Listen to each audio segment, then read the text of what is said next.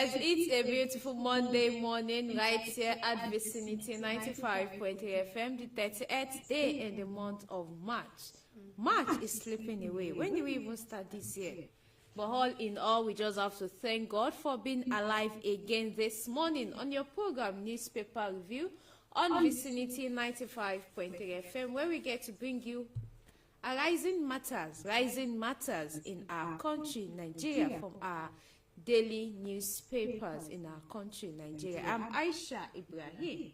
They want to join us live on our Facebook page at Vicinity 95.3 FM. You can also like, comment, and share the program this morning. Yeah, of course, it's the last Monday in the month of March. Yes, the month is, when did we even enter March? It seems this year is fast, or is it only me? Will I say that? Well, maybe. Let's say, of course. Good morning, beautiful people out there. Good morning, our wonderful listeners. You're welcome to another edition of Newspaper Review. I'm Timineleyin IGBALAJOBI. Stay tuned as we bring you the rising stories in our national dailies this morning. Yes, I'll be taking the top stories from the Nation newspaper and the Daily Trust newspaper. And I'll be taking the top story from the Punch newspaper and the Guardian newspaper.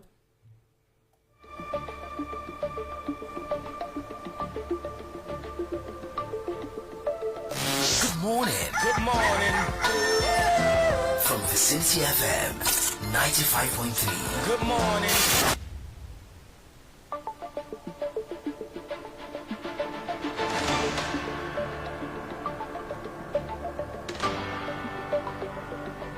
Yes, from the Nation newspaper this morning, the top stories. Tinubu, why my celebration is subdued. Tinubu donates salaries to Armed Forces Welfare Fund. PDP will contest 2027 polls, says Wike. Working with President in masterclass in decisive leadership, says Shetima. Solemn prayers marks President's 74th birthday. ADC considering consensus presidential candidates for 2027. Those are the top stories from the Nation newspaper this morning. Yes, and on the Punch newspaper, PDP convention, Wike blocks installs new NWC in Abuja. Governor snubs 98 billion naira UBEC fund despite education crisis. Tinubu at 74. President donates salaries to wounded soldiers' families. Kwankwaso joins ADC, sparks Obi alliance talk. Political titans, Dangote attend El-Rufai's mother's burial. These are the top stories from the Punch newspaper. And on the Daily Trust newspaper this morning, we can't raise 14 million naira ransom. Families of 14 abducted victims in Kaduna cry out. FCT records 16,000 TB cases as treatment success hits 94%. As rainy season approaches, FCT community worries over leaking health center. Bandits abduct 2 pregnant women, 3 others in Sokoto. IGP committee recommends transfer of 60% personnel to state police. Those are the top stories on the Daily Trust newspaper this morning. Yes, and on the Guardian newspaper this morning, AGC settles for consensus as PDP scouts for presidential candidates. Terrorists are not prodigal sons, says Bishop, as coerce others relentless. Palm Sunday, Pope sues for global peace as can seeks relief for Nigerians. Select leader says assembly on track towards state police creation. Yes, those are the top story from the Guardian newspaper this morning.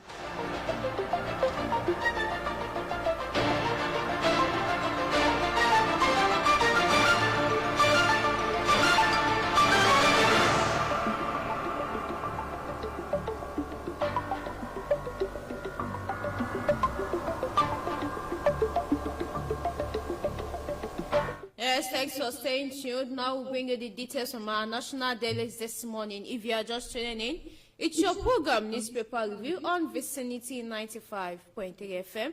You can do well to stream us live on Radio Garden at Vicinity 95.3 FM. You can also follow us on our TikTok, Instagram, and Twitter handle at Vicinity 95.3 FM. Follow us on our Facebook page and watch us live at Vicinity 95.3 FM. You can like, comment, and share the program this morning. You can also join the conversation on 08132371268. Now from the Nation newspaper. Federal government awards 2.2 billion naira grants to 45 students. The federal government yesterday disbursed 2.25 billion naira to 45 students from tertiary institutions across the country under its Student Venture Capital Grants initiative. The program, launched in December last year in Abuja by the Minister of Education, Dr. Tunji Alausa, is designed to support student innovators in STEM fields with up to 50 million naira in equity-free seed funding, alongside mentorship and incubation to foster campus-based startups. The disbursement ceremony held in Ikoyi, Lagos, featured the presentation of checks to beneficiaries at the end of a 3-week boot camp. Dignitaries at the event include the Minister of State for Education, Professor Suwaiba Ahmad, Minister of Communication, Innovation and Digital Economy, Dr. Bosun Tijani, and the Chairman of the Senate Committee on Test Fund, Senator Muhammad Muntari, among others.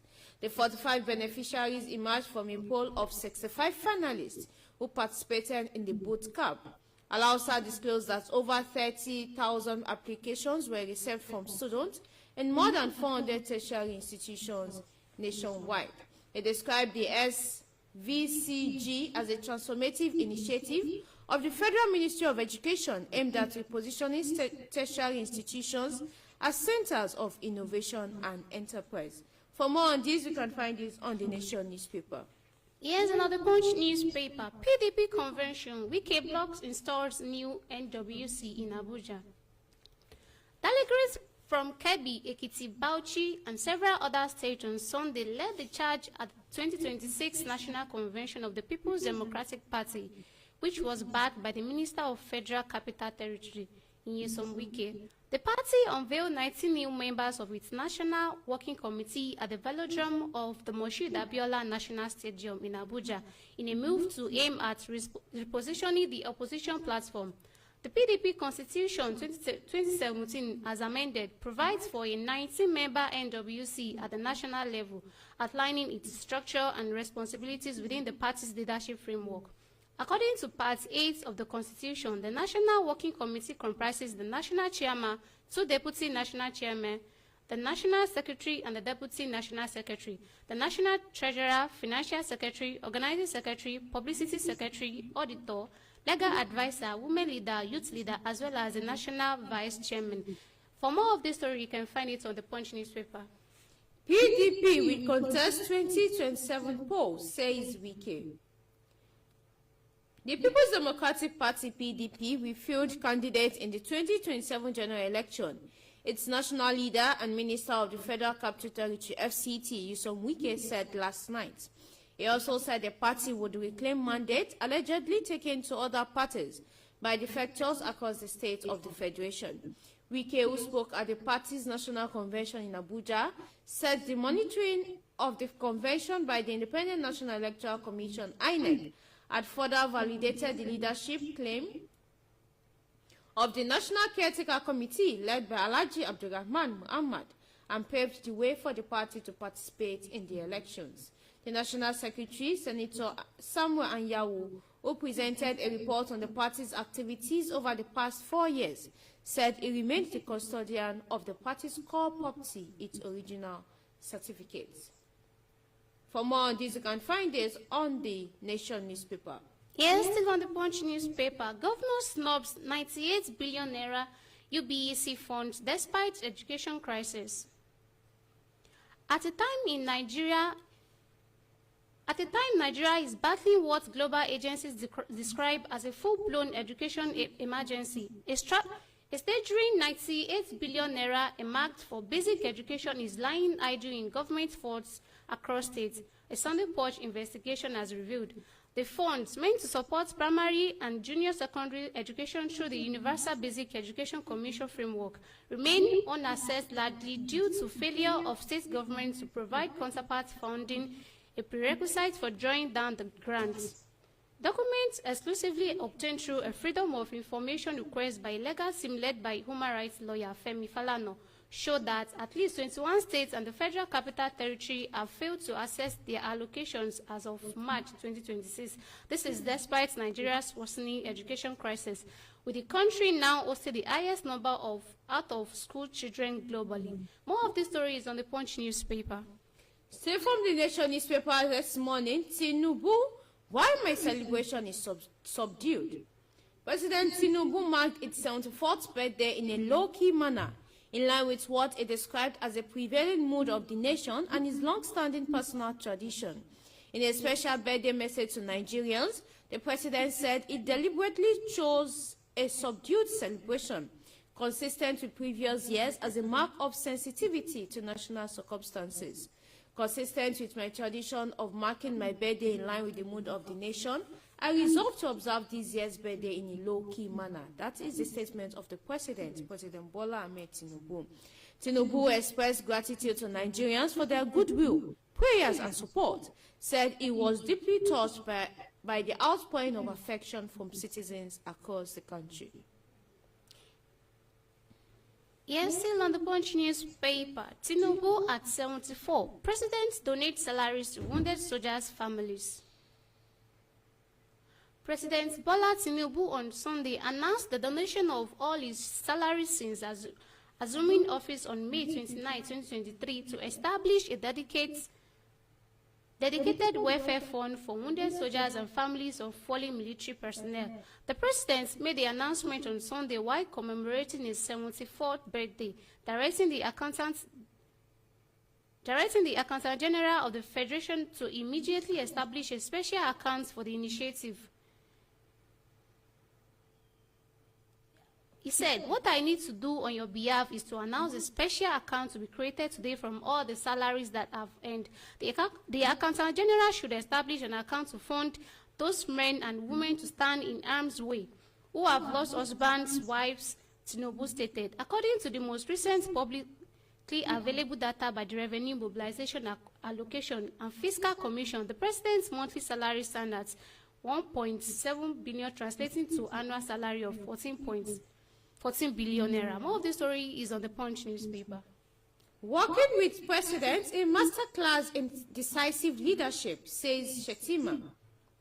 Vice President Kashim Shettima, Senate President Godswill Akpabio, Speaker of the House of Representatives Abbas Tajuddin, and governors hailed President Bola Ahmed Tinubu's reform agenda, saying it has significantly increased funds available to states and accelerated development at the sub-national level. The leaders spoke during activities marking the president's 74th birthday. They said the economic policies by the Tinubu administration had put the country on the path of economic recovery. Vice President Shettima described the occasion as a reflection of the president's enduring commitment to national service. The Vice President had in a statement described his experience working with President Tinubu as a masterclass in decisive governance and principled leadership. He said Tinubu's leadership style, marked by a blend of empathy, firmness, vision, and pragmatism, has continued to inspire those privileged to serve alongside him. For more on this, you can find this on the Nation newspaper. Yes, still on the Punch newspaper, Kwankwaso joins ADC, sparks Obi alliance talk. The camps of the former governor of Kano State, Dr. Rabi Kwankwaso, and that of the 2023 Labour Party presidential candidate, Peter Obi, have confirmed ongoing discussion that could lead to a joint presidential ticket involving the two leaders ahead of the 2027 general election. The former governor of Kano State is expected to declare for the African Democratic Congress today and is due to be received by the national chairman and secretary of the ADC, David Mark and Rauf Aregbesola, respectively. He is likely to join the party alongside the immediate past deputy governor of Kano State, Aminu Kwaso. Ahead of the division, he had at the weekend visited former Vice President Atiku Abubakar in Abuja after an earlier meeting with Aregbesola. For more of this story, you can find it on the Punch newspaper. Still from the Nation newspaper this morning, 2027, Wike rules out Fubara. The battle lines for the 2027 governorship race in Rivers State may have been drawn. Minister of the Federal Capital Territory, FCT, Chief Nyesom Wike, fired an early and decisive shot. In a blunt and characteristically combative declaration, the former governor ruled out any possibility of backing his successor, Governor Siminalayi Fubara, for a second term. Wike spoke during a pre-convention meeting with some Rivers APC delegates at his Abuja residence, where he made it clear that no pressure, inducement, or political maneuvering would make him repeat what he described as the mistake of 2023. Squashing speculation about a possible reconciliation of future alliance, Wike said he had learned hard lessons from his decision to support Fubara's emergence as governor and would not be swayed again. For more on this, you can find this on the Nation newspaper.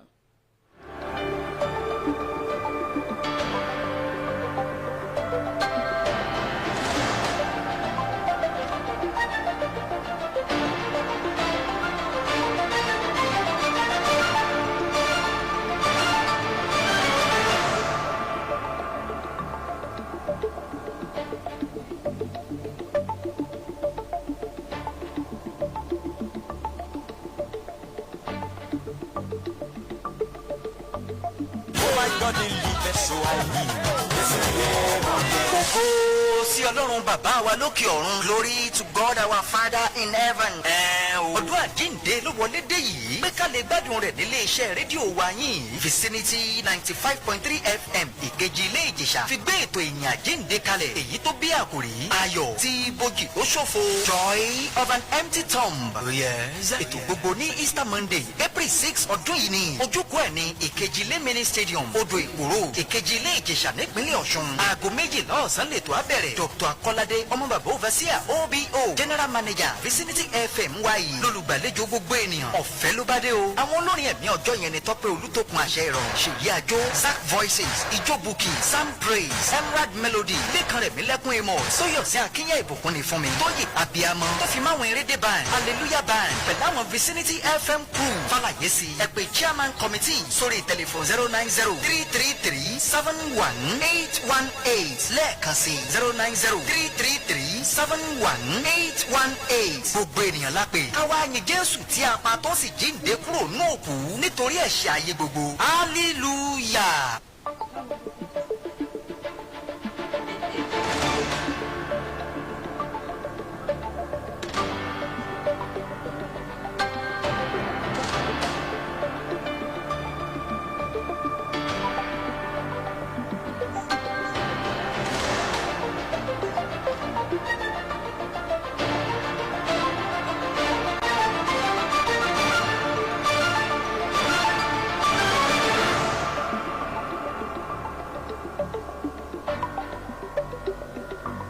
Yes, thanks for staying to that Vicinity 95.3 FM located at the hilltop of Ikejile Ijesha, Osun State. And it's still your program newspaper review on Vicinity 95.3 FM.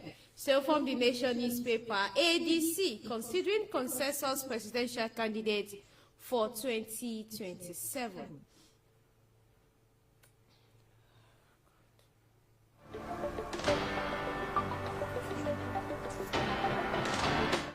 The African Democratic Congress, ADC, said it was considering adopting a consensus approach to select its presidential candidate for the 2027 election. National Publicity Secretary Bolaji Abdullahi revealed this at the weekend during an appearance on a one-on-one program.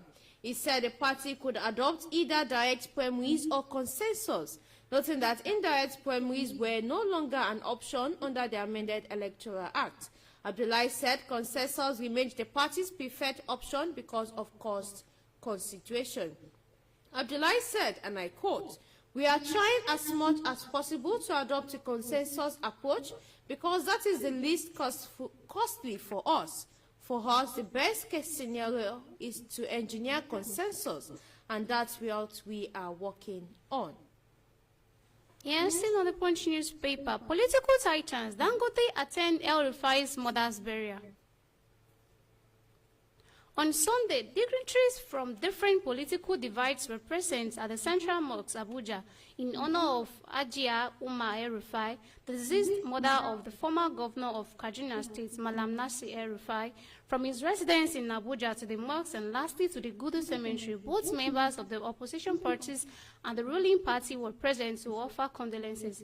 Specifically, successor Governor Huba Sani, the National Security Advisor Malam Nuhu Ribadu were present in his house and at the funeral prayers.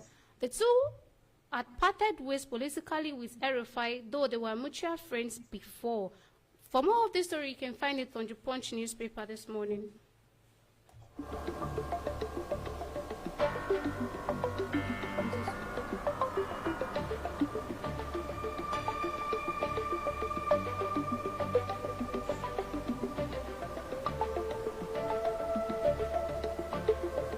Now from the Daily Trust newspaper this morning, 2027, Kwankwaso Atiku Obi join forces against Tinubu. In a move bound to inject life into opposition politics in Nigeria ahead of the 2027 general elections, former governor of Kano State, Rabiu Musa Kwankwaso, yesterday resigned from the new Nigeria People's Party, NNPP. The action is believed to pave the way for him to formally join the African Democratic Congress, ADC, and team up with major opposition figures to contest the forthcoming elections. Former Vice President Atiku Abubakar, who was the presidential candidate of the People's Democratic Party, PDP, former presidential candidate of the LP, Peter Obi, former Senate President David Mark, and former governors of Osun and Rivers State, Rauf Aregbesola and Rotimi Amechi, are all in the ADC. Development has raised the hope of opposition who were almost giving up on the prospect of contesting the presidential elections in 2027. For more on this, you can find it on the Daily Trust newspaper. Yes, still on the Punch newspaper, SSANU threatens strike over salary allowances delay. The senior staff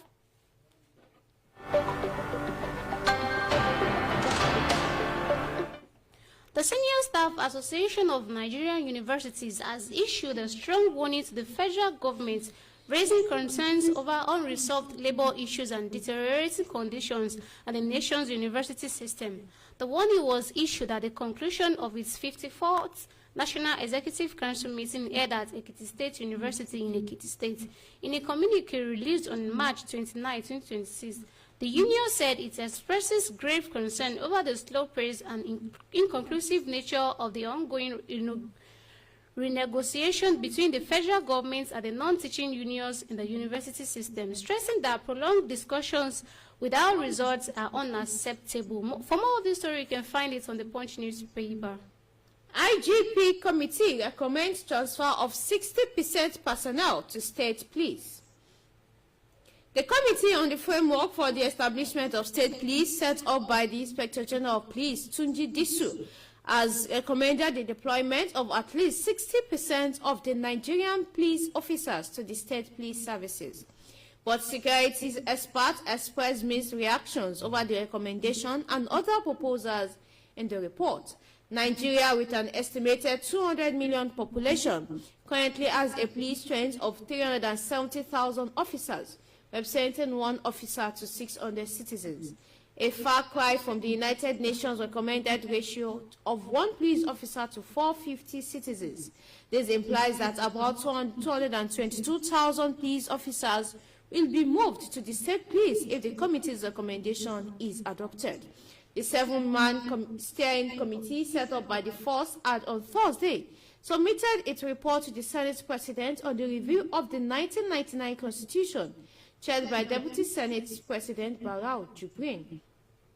A chairman of the committee, Professor Olu, who submitted the 75-page document titled A Comprehensive Framework for the Establishment, Governance and Coordination of Federal and State Police, on behalf of the Inspector General of Police, Tunji Disu, said it contains professional insight and recommendations from the police on the proposed creation of state police. For more on this, you can find this on the Daily Trust newspaper. Yes, moving on to the Guardian newspaper, ADC settles for consensus as PDP scouts for presidential candidates. Optimism went high yesterday within the ranks of the opposition parties as both the African Democratic Congress (ADC) and the People's Democratic Party (PDP) promised to give the ruling All Progressive Congress (APC) a spirited fight in the 2027 general elections, despite the APC's expanded tentacles covering 31 states of the Federation. Yesterday, the Kwankwasia movement officially announced that its leader, Rabi Musa Kwankwaso, will be joining the ADC today. The decision, which was made public in a press statement, will see Kwankwaso formally register with the coalition party at its residence in Gida Kwankwasia, Mila Road, Kano at 12 p.m. The announcement has sent ripples through the political landscape, with the Kwankwasia movement calling on its members across Nigeria to immediately join the ADC at their local wards, local government areas, and state levels. Habibu Saleh Muhammad, spokesperson for the Kwankwasia movement, explained the decision in the press release, emphasizing the movement's commitment to advancing democratic values and good governance. For more of this story, you can find it on the Guardian newspaper. Stay from the Daily Trust newspaper this morning. As rainy season approaches, FCT community worries over leaking health center. Residents of Uboshari community in Wako Ward, Kwali Area Council of the FCT have expressed deep concern over the dilapidated state of their local health center.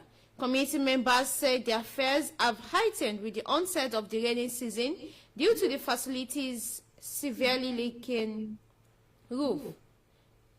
Beyond the crumbling infrastructure, residents complained of a chronic lack of medication. They noted that they are often forced to travel to Abaji or Kwali to purchase drugs or rely on private chemists within the community. When Abuja Metro visited on Saturday, residents described the health center, built over 18 years, as an eyesore. Ismaila Danjuma, a community member who led Daily Trust reporter through the facility, said the condition of the building has been seeking medical treatment has made seeking medical treatment a significant challenge, particularly for pregnant women. He noted that even when patients visit, they cannot access medication. Instead, the personnel on drug prescribe drugs for patients to buy elsewhere.